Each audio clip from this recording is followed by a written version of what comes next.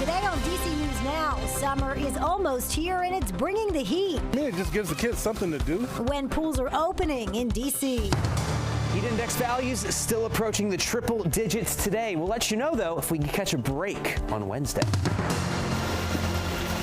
Saving some cash and making a splash. How you can have some fun in the sun without breaking the bank. It's primary day in Virginia and voting is underway. If you don't vote, you don't have a right to complain. What you need to know before hitting the polls. A local student making waves on the web. A look at her journey as a Doodle for Google finalist.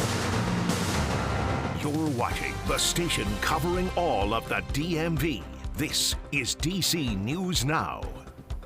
Thanks for joining us on this Tuesday afternoon for DC News Now at 4. I'm Marielle Carbone. I'm Tosin Fakila. We'll get to those top stories in just a moment, but we're heading right out to a live look outside on this DMV First Warn Day. Yeah, you are taking a look right now at the National Cathedral where you can just tell it is hot, it is humid, and pretty unpleasant, I would say. Let's get over to meteorologist Damon Matson for a first look at that forecast. And Damon, those temperatures just keep going up. Yeah, we're on day 2 here of this slow simmer, if you will. The temperatures continue to be hot. The humidity levels continue to be rising, and that's what's prompted this heat advisory that continues to be in effect across the Shenandoah Valley, the I-81 corridor back toward the Allegheny front until 8 p.m. Within this heat advisory, heat index values have been around 100 degrees at times through the afternoon. It will continue into this evening. Now, we don't have advisories to the east, including over toward DC, but that does not mean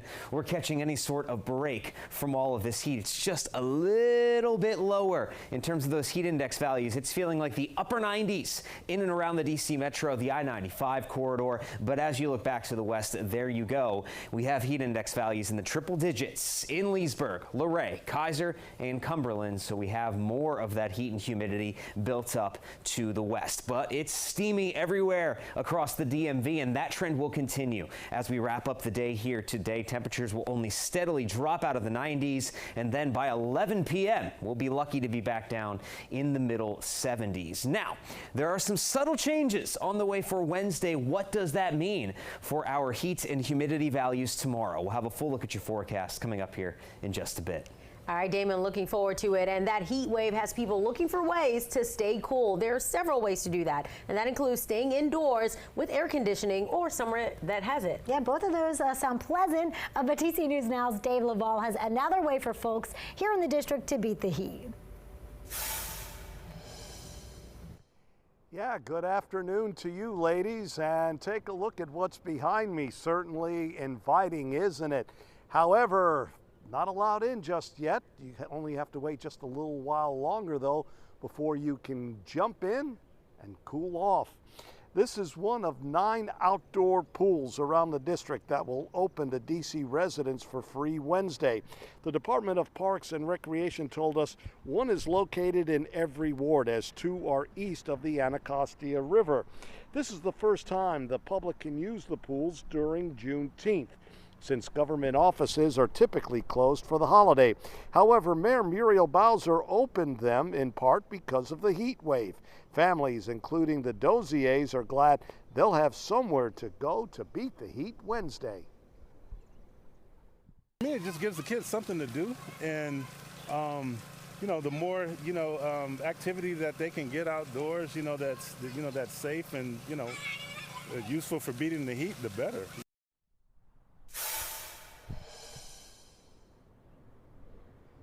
And the pools again are open tomorrow from 10 a.m. to 6 p.m. They're free for those who live in the district. Just a reminder, if you don't feel like using one of the pools, you have plenty of splash pads around the area to keep you cool. Those are also open every day of the week from 10 a.m.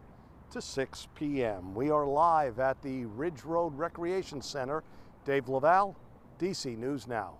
Dave, all right, go stay cool now, and thank you for that report. And you can keep track of all the extreme heat by downloading DC News Now's weather app. Just scan that QR code right there on your screen. And DC News Now is your local election headquarters. It is primary day in Virginia. And there's several very important congressional races with very competitive primaries. DC News Now's Leonard and Fleming spoke to voters. And Leonard, what's driving people to the polls today in Virginia? Well, there are some key and competitive races up and down this ballot today, and that's commanding voters' attention in the 2nd, 5th, 7th, and 10th district races, and there's also a competitive Senate race as well. Today is election day, and voters are expected to cast their ballots for a number of key contests. One big race to watch is Congressional District 7 to replace outgoing Democrat U.S. Representative Abigail Spanberger, who is running for governor next year. Several Democrats and Republicans are running in each primary. Here is one voter on the importance of casting a ballot. I think it's definitely important, especially like for the younger generation, to vote, because I think we only focus on the presidential elections but don't realize like how important these are for like our everyday life and how they all feed up to the president. The polls will remain open until 7 p.m. tonight for those hoping to come out and vote. Reporting in Woodbridge, Leonard and Fleming, DC News Now, back to you. All right, Leonard, thank you. Your time is 4:05 at New Today. D.C. police looking for a suspect they say stabbed a man. It happened June 11th on Martin Luther King Jr. Avenue Southeast. The victim was taken to the hospital with non-life-threatening injuries. There's a $10,000 reward for information that leads to an arrest. And in Prince Williams County, police are investigating a deadly overnight shooting in Woodbridge. Police say they found a 17-year-old boy with multiple gunshot wounds in a stairwell at the Misty Ridge Apartments. Now, we're told he was taken to the hospital where he later died. Officials do not believe the incident was random. And on the move in the district, Metro says there are some changes to rail, bus, and Metro access services tomorrow for Juneteenth. Metro Rail will run from 5 a.m. until midnight with normal weekday fares until 9:30 and $2 late night fares after that. Metro Bus will operate on a Saturday supplemental schedule, providing reduced weekday service, and not all routes will run tonight. So you'll want to check on the Metro website for a full list of all bus schedules. Metro Access customers must make reservations, and you can do that on Metro's website. Also, to keep in mind for tomorrow, D.C. Department of Public Works putting out some reminders. They say no trash or recycling services will occur tomorrow.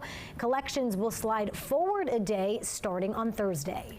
Looking ahead, Virginia state sales tax holiday set to return this year. The holiday will take place from August 2nd to August 4th. Officials say tax-free items will include qualified school supplies under $20 and qualified clothing items. Energy Star and WaterSense products are also included, and also hurricane and emergency preparedness items are eligible for discounts as well. Well, despite coming back to Richmond today, the Virginia Senate has failed to pass any legislation relating to skills games or a program designed to help the kids of qualified disabled military veterans attend college. The Democratic-controlled state Senate failed to take any action on bills to repeal recently made changes to the Virginia Military Survivors and Dependents Education Program. Last month, lawmakers made the program, which waives college tuition for the kids and spouses of qualified disabled military veterans. Today, despite support from Governor Glenn Youngkin, Senate Republicans, and even some members of their own party, the Democratic chair of the Senate Finance and Appropriations Committee decided the Senate won't take up any bills, instead opting to form a work group, leaving Republicans and military veterans upset. We don't have a bill to take up. So theoretically, I don't know why we're here. We're wasting taxpayer dollars to the tune of $40,000 to $50,000 for us to come in and do a finger drill all day. And that's pretty upsetting. And you heard the testimonies today, that young lady that spoke about her family.